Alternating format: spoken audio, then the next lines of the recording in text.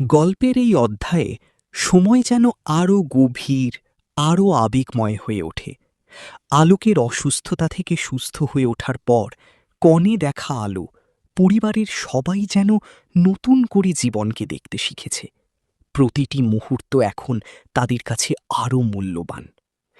আলোক এখন আগের চেয়ে অনেক শান্ত, অনেক পরিণত।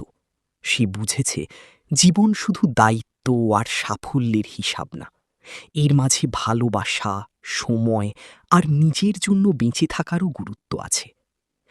একদিন সকালে ক্যাম্পাসের বাগানে বসে সে এই সময় লাজু দূর থেকে তাদের দেখছিল।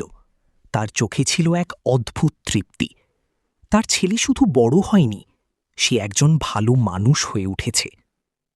অন্যদিকে অনুভব এখন নিজের অভিজ্ঞতা দিয়ে নতুন উদ্যোক্তাদের সাহায্য করছে। সে একটি ছোট ব্যবসায়িক প্রশিক্ষণ কেন্দ্র খুলেছে, যেখানে যুবকদের শেখানো হয় কিভাবে সততার সাথে নিজের পায়ে দাঁড়াতে হয়। একদিন এক ছাত্র তাকে জিজ্ঞেস করল, স্যার, আপনি এত কষ্টের পরও কিভাবে হাল ছাড়েননি?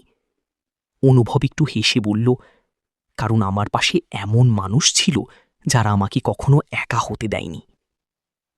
এদিকে সুদীপ আর নীলা তাদের কাজ আরও বড় পরিসরে নিয়ে গেছে। তারা এখন আন্তর্জাতিক পর্যায়ে সম্মান পাচ্ছে। কিন্তু একদিন তারা একটা বড় প্রস্তাব পেল।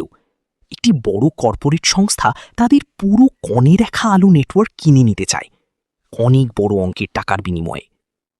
এই প্রস্তাব শুনে সবাই চিন্তায় পড়ে গেল। সুদীপ বলল, এই টাকায় আমরা অনেক কিছু করতে পারি। নীলা চুপ করেছিল।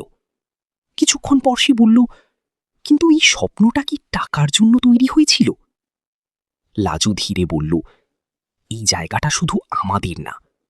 একদিন এক ছোট মেয়ে এসে মায়াকে বলল, আপু, আমি কি সত্যিই বড় হয়ে কিছু হতে পারবো? মায়া তার মাথায় হাত রেখে বলল, তুমি শুধু কিছু হবে না, তুমি অনেক কিছু হবে। এই কথাগুলো যেন পুরো গল্পের সারমর্ম হয়ে ওঠে। কিন্তু ঠিক তখনই আবার এক নতুন ঝড় আসে। একটি প্রাকৃতিক দুর্যোগ, ভয়াবহ বন্যা, পুরো এলাকা ভাসিয়ে দেয়।